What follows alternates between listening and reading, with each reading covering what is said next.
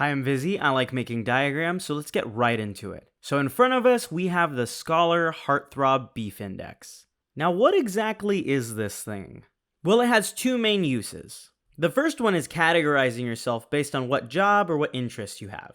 And the other is using it for character creation. So each one of these categories has something that it specializes in. So we'll go ahead and break them down one by one. First up is Scholar. This is your standard book smart person. Somebody who excels at math, law, science. A lot of what this category is based on is a better knowledge and understanding of your field. And just because this one is focused on book smart knowledge, doesn't mean that the other categories are less intelligent, because each one is intelligent in its own way. Next up, we have Heartthrob. This person excels in social situations and the arts. Painting, acting, music, you name it, they could probably do it. And lastly, we have Beef, which yes, is kind of a silly name. Anyone in the Beef category excels in physical activity. They have a strong kinesthetic understanding of the body and are generally very conscious of themselves.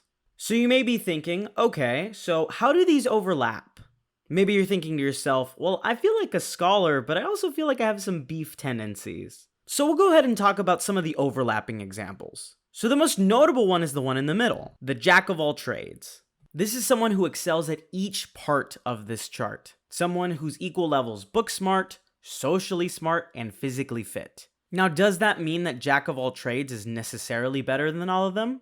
Not really. It's just a balanced mix of all of them. Interestingly enough, this part of the diagram has two different categories. The other being novice. So at a young age, before we gain any type of skill, we're all novices. Learning the ropes on a craft or an activity, and making mistakes along the way. So you can see it's kind of interesting. You may start leaning towards one side of the spectrum and then find yourself moving back to the middle. Some of the other overlapping examples are Heartthrob and Beef, which give you coach. So a coach, generally speaking, should have good social skills and good kinesthetic awareness. It's easier to take what a coach is telling you into practice if they practice what they preach, and they look the part.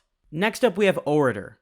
So an orator, or a public speaker, is good with their words and good with people. So this person can bring people together, and they're usually quite knowledgeable, although that's not always guaranteed. Last for these subcategories, we have nutritionist.